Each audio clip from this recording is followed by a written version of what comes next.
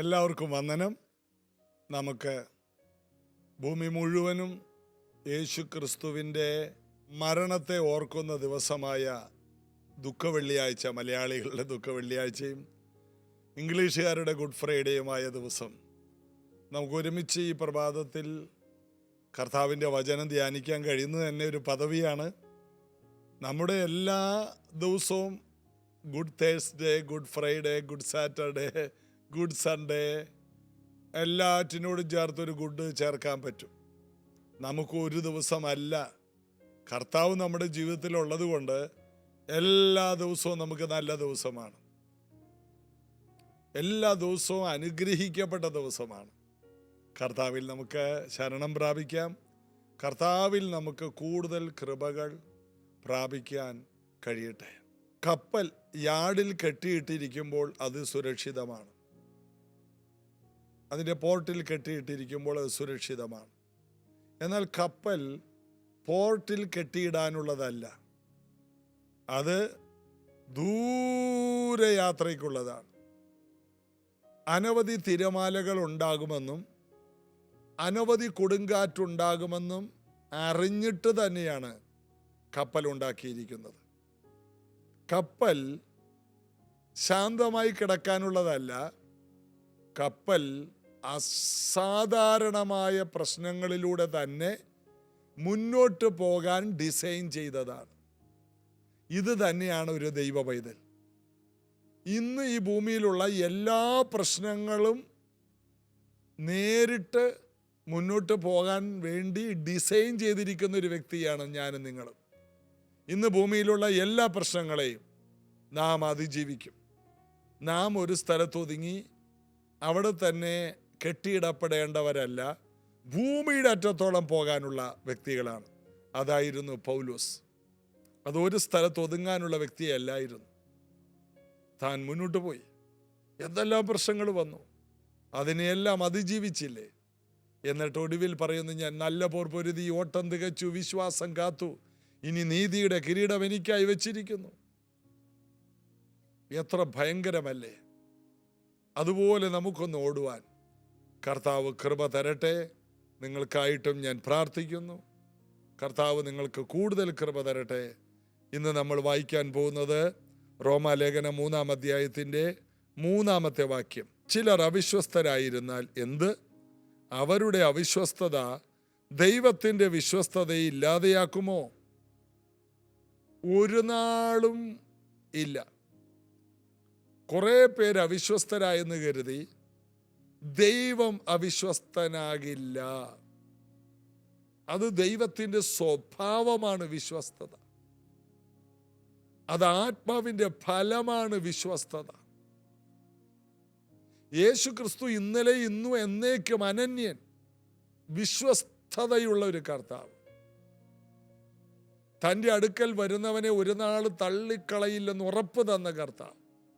വിശ്വസ്തത ദൈവത്തിൻ്റെ സ്വഭാവമാണ്. ദൈവത്തിൻ്റെ വിശ്വസ്തതയാണ് പലപ്പോഴും നമ്മൾ ചൂഷണം ചെയ്യുന്നത്. അവിടെയെല്ലാം കർത്താവ് മൗനമായിരിക്കുന്നവൻ സ്നേഹവാനാണ്. ദൈവത്തിൻ്റെ വിശ്വസ്തത നമ്മളെപ്പോഴും ചൂഷണം ചെയ്യാറുണ്ട്. അവൻ വിശ്വസ്തനായ ദൈവം. പൗലോസ് പറയുന്നത്, മനുഷ്യർ മാറും, മനുഷ്യർ തെറ്റിപ്പോകും, മനുഷ്യർ വാക്ക് ലംഘിക്കും, എന്നാൽ ദൈവത്തിൻ്റെ വിശ്വസ്തത മാറില്ല. അതാണ് ദൈവവചനത്തിൻ്റെ ഏറ്റവും വലിയ പ്രത്യേകത. ആകാശവും ഭൂമിയും മാറിയാലും എൻ്റെ വചനമോ ഒരു നാളും മാറിപ്പോയില്ല. ഞാൻ പറഞ്ഞ വാക്ക് പാലിച്ചിരിക്കുമെന്ന്. അതാണ് അതിൻ്റെ അർത്ഥം. ഓരോ മന്ത്രിസഭകൾക്കും ഓരോ സീസൺ ഉണ്ടല്ലേ, 4-5 വർഷങ്ങളുണ്ട്. ആ 5 വർഷത്തിനുള്ളിൽ അവർ പറഞ്ഞത് എത്രയൊക്കെ പാലിക്കുമെന്ന് നമ്മൾ കണ്ടതാണ്. അതേത് മന്ത്രിസഭ വന്നാലും അവർക്ക് ഇത് പാലിക്കണമെന്നുണ്ട്, എന്നാൽ അത് കഴിയാതെ പോവുകയാണ്. പലയിടത്തും മുഴുവനും പാലിക്കാൻ കഴിയുന്നില്ല എന്നുള്ളതാണ് ഒരു സത്യം. അത് അവരെയും കുറ്റം പറഞ്ഞിട്ട് കാര്യമില്ല. ഇനി ആര് വന്നാലും കർത്താവ് അനുവദിക്കാതെ ഒരു കാര്യവും നടക്കില്ല. അതുകൊണ്ട് ഏത് അധികാരികൾ വന്നാലും നമ്മൾ അവരെ വെറുതെ വിമർശിക്കാതെ അവരെ നമ്മൾ ഓർത്ത് പ്രാർത്ഥിച്ച് അവർക്ക് കൈത്താങ്ങൽ കൊടുക്കുക. അതേ നമുക്ക് ചെയ്യാൻ കഴിയും. അവർക്ക് പരിമിതികളുണ്ട്, അവരെ അംഗീകരിക്കുക. അവരുടെ കുറവുകളോടുകൂടി ചിലരെയൊക്കെ നമുക്ക് അംഗീകരിക്കാതെ നിവൃത്തിയില്ല. അല്ലെങ്കിൽ നമ്മൾ തന്നെ അവരെ വിമർശിച്ച് നമ്മൾ തളരും. അതുകൊണ്ട് നമുക്ക് ദൈവം തന്ന ദിവസം വിമർശിച്ച് തീർക്കാതെ സ്തോത്രം പറഞ്ഞ് തീർക്കുവാൻ കർത്താവ് കൃപ നൽകട്ടെ. മലാക്കി 3:6, ഞാൻ യഹോവ, ഞാൻ മാറുന്നില്ല. പഴയ നിയമത്തിൻ്റെ ഏറ്റവും ഒടുവിലത്തെ പുസ്തകം. അതിനകത്ത് പറയുകയാണ്, ഞാൻ ദൈവം, ഞാൻ മാറുന്നില്ല. ആളുകൾ മാറും, സാഹചര്യങ്ങൾ മാറും, സമയം മാറും, കർത്താവ് മാറില്ല. വാക്കു പറഞ്ഞവരെല്ലാം നമ്മെ വിട്ട് മാറിയെന്നിരിക്കും. പറഞ്ഞ വാക്കുകൾക്ക് പാലിക്കാൻ കഴിയാതെ അവരെല്ലാം ഒരുപക്ഷെ മാറുമ്പോൾ നമ്മൾ അവരെ എല്ലാം പുച്ഛിക്കും. എന്തോരം വാക്ക് പറഞ്ഞാണ്, അവർക്ക് കഴിയില്ല. പലരും വാക്ക് പറഞ്ഞിട്ട് മാറുമ്പോൾ ഓർക്കണം, അവർ മനുഷ്യരാണ്. നമ്മളോട് വാക്ക് പറഞ്ഞ പലരുമുണ്ട്. എന്നോട് വാക്ക് പറഞ്ഞ വലിയ വാക്കുകൾ പറഞ്ഞവരുണ്ട്. എന്നോട് വലിയ വലിയ വാക്കുകൾ, അതെല്ലാം പറഞ്ഞവർ, അവർക്കത് ചെയ്യാൻ കഴിഞ്ഞില്ല.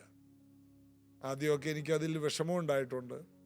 പിന്നീട് മനസ്സിലായി അവർ മനുഷ്യരായതുകൊണ്ടാണ്. മനുഷ്യർ വാക്ക് മാറും. മനുഷ്യരെ യേശു വിശ്വസിച്ച് ഭരമേൽപ്പിച്ചിരുന്നില്ല. കാരണം മനുഷ്യരിലുള്ളതെല്ലാം എന്താണെന്ന് യേശുവിനെ അറിയാമായിരുന്നു. മനുഷ്യർക്ക് വാക്ക് പാലിക്കാൻ ബുദ്ധിമുട്ടാണ്. എന്നാൽ ദൈവമനുഷ്യർ വാക്ക് പാലിക്കും. ദൈവമനുഷ്യർ അവരത് ചെയ്തിരിക്കും. അപ്പം മനുഷ്യർ വാക്ക് പാലിക്കാൻ പലപ്പോഴും പരാജയപ്പെടും. എന്നാൽ ദൈവമനുഷ്യരെ ദൈവാക്കിയിട്ടുണ്ട്. അവർ ദൈവത്തെ പോലെ തന്നെ ദൈവശക്തിയാൽ കാര്യങ്ങളെ ചെയ്യും.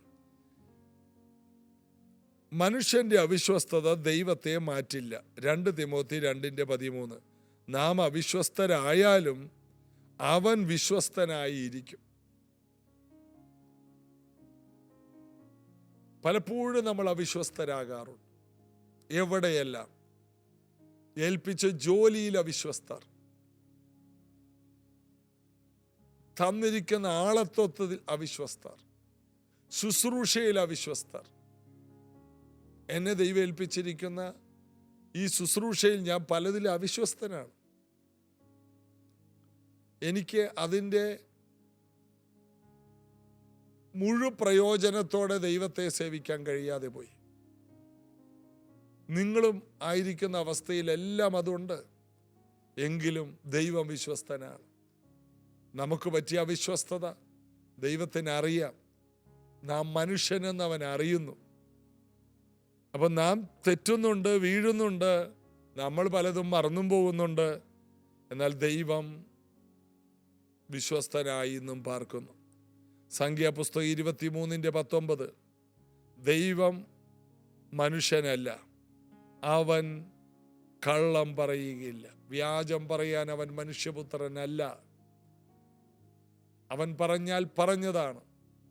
മാറ്റം ഇല്ലാത്ത ദൈവം, പറഞ്ഞാൽ പറഞ്ഞതുപോലെ ചെയ്യുന്ന ദൈവം. ദൈവം പറഞ്ഞാൽ അത് നടക്കുമെന്ന് അതിൻ്റെ അർത്ഥം. ദൈവം വാഗ്ദാനം ചെയ്താൽ നിറവേറ്റുമെന്നാണ് അതിൻ്റെ അർത്ഥം. അവൻ വാക്കു മാറ്റാൻ മനുഷ്യനല്ലെന്ന്. ഇന്ന് നിങ്ങൾക്ക് ദൈവം തന്നിരിക്കുന്ന ചില ആലോചനകൾ നടക്കും. ദൈവം തന്ന സ്വപ്നങ്ങൾ നടക്കും. തന്നവൻ ദൈവമാണെങ്കിൽ ആരംഭിച്ചവൻ അത് പൂർത്തിയാക്കും. അതുപോലെ തന്നെ വിലാപങ്ങളുടെ പുസ്തകം 3:22-23, യഹോവയുടെ കരുണ ക്ഷയിച്ചിട്ടില്ല, അവന്റെ വിശ്വസ്തത വലിയത്. കരുണ ക്ഷയിച്ചിട്ടില്ല, വിശ്വസ്തത വലിയതാണ്. ദൈവത്തിൻ്റെ വിശ്വസ്തതയ്ക്ക് മാറ്റം വരില്ലെന്ന്, വാക്ക് പാലിക്കുമെന്ന് തന്നെയാണ് ഈ വാക്യങ്ങളെല്ലാം പറയുന്നത്. ഒരു കാര്യം കൂടി പറയട്ടെ. ഫിലിപ്പി ലേഖനം 1:6, നിങ്ങളിൽ നല്ല പ്രവൃത്തി ആരംഭിച്ചവൻ ക്രിസ്തുവേശുവിൻ്റെ നാളോളം അതിനെ തികയ്ക്കും. ആരംഭിച്ചവൻ അത് പൂർത്തിയാക്കും. ഞാൻ എൻ്റെ സഭയെ പണിയും. പാതാള ഗോപുരം അതിനെ ജയിക്കില്ലെന്ന് പറഞ്ഞാൽ അതിൻ്റെ അർത്ഥം ദൈവം വിളിച്ച നിങ്ങളെ ദൈവം പണിത് കൊള്ളാകുന്ന ഒരു വ്യക്തിയാക്കി സഭയോട് ചേർത്ത് നിർത്തും. നിങ്ങളെ പണിതെടുക്കും. അങ്ങനെ കർത്താവിൻ്റെ മക്കൾ, രക്ഷിക്കപ്പെട്ട മക്കളുടെ ജീവിതത്തെ പണിതെടുത്ത് ആയിരങ്ങളുടെ നടുവിൽ സാക്ഷികളാക്കും. അതാണ് ഞാൻ എൻ്റെ സഭയെ പണിയുമെന്ന് പറഞ്ഞ് കർത്താവ് വിളിച്ചവരെ സൗഖ്യമാക്കി, നീതീകരിച്ച്, ബലപ്പെടുത്തി, എല്ലാ നിലയിൽ അധപ്പതിച്ചു പോയവരെ ഏറ്റവും ശക്തരാക്കി, ബലമുള്ളതിനെ ലജ്ജിപ്പിക്കാനാക്കി നിർത്തും. ആരും ദൈവസേനയെ പ്രശംസിക്കരുത്. അതിനുവേണ്ടി ഇത് ചെയ്യുന്നത്. ഞാനത് ചെയ്തു എന്ന് പറയാനില്ല. എല്ലാം കർത്താവ്. ഇന്ന് ഈ ജീസസ് എവരിഡേ ഇങ്ങനെ നടക്കുമ്പോൾ ഓർക്കുന്നത് കർത്താവാണ് എല്ലാം ചെയ്യുന്നത്. സ്വയമായി നമുക്കൊന്നും ചെയ്യാൻ കഴിയില്ല. കർത്താവിനെ പിരിഞ്ഞ് നമുക്കൊന്നും ചെയ്യാൻ കഴിയില്ല. കർത്താവ് ജീവനുള്ള ദൈവം. കർത്താവിൻ്റെ അമിത ബലത്തിൽ നമുക്ക് ആശ്രയിക്കാം. പ്രാർത്ഥിക്കാമല്ലേ? സ്വർഗീയ പിതാവേ, ഞങ്ങളങ്ങിൽ ചാരുന്നു. അങ്ങ് വിശ്വസ്തനായ ദൈവം. അങ്ങയുടെ വിശ്വസ്തത മാറില്ല. അങ്ങ് വാക്കു പാലിക്കുന്ന ദൈവമാണ്. അങ്ങ് പറഞ്ഞതുപോലെ അങ്ങ് ചെയ്യും. അത് അങ്ങയുടെ സ്വഭാവമാണ്. ഈ മക്കളോട് അങ്ങ് പറഞ്ഞിട്ടുള്ള പ്രവചനങ്ങൾ അതുപോലെ നിറവേറട്ടെ. യേശു കുഞ്ഞിനെക്കുറിച്ച് പറഞ്ഞത്, യേശുവിൻ്റെ ജീവിതത്തെക്കുറിച്ച് പറഞ്ഞത് മുഴുവനും ഒടുവിൽ ക്രൂശിൽ നിവർത്തിയായെന്ന് കർത്താവെ അങ്ങ് പറഞ്ഞാൽ അതുപോലെ പറഞ്ഞിട്ട് നിവർത്തിയാക്കുന്ന കർത്താവിൻ്റെ കൈകളിലേക്ക് എല്ലാ കാര്യങ്ങളെ ഏൽപ്പിക്കും. ഞങ്ങളുള്ള ദൈവത്തിൻ്റെ ആലോചന അതുപോലെ അങ്ങ് പൂർത്തിയാക്കാൻ വിശ്വസ്തനായവൻ്റെ കൈകളിൽ ഫലമേൽപ്പിക്കും. ഈ ദിവസം ഈ മക്കൾക്ക് അനുഗ്രഹമാണ്. ഈ വെള്ളിയാഴ്ച ദിവസം അനേകർ ആരാധനയിൽ പങ്കെടുക്കട്ടെ. ലോകം മുഴുവനും യേശുവിൻ്റെ ക്രൂശീകരണം ഓർക്കുന്ന ഈ ദിവസം, മരണം ഓർക്കുന്ന ദിവസം, എല്ലാവരും എന്തിനാണ് കർത്താവ് മരിച്ചതെന്ന് ധ്യാനിച്ച് വീണ്ടും ജനിക്കുന്ന ദിവസമാകട്ടെ. യേശുവിൻ നാമത്തിൽ ആമേൻ. കർത്താവിൽ ആശ്രയിക്കാം. ഇന്നത്തെ മീറ്റിങ്ങിലേക്ക്, രാവിലെ 10:30 മീറ്റിങ്ങിലേക്ക് നിങ്ങളെ ക്ഷണിക്കുന്നു. ഈ പ്രധാന പ്രാർത്ഥനയാണ്. രാവിലെ 10:30 എല്ലാവരും കടന്നു വരിക. God bless you.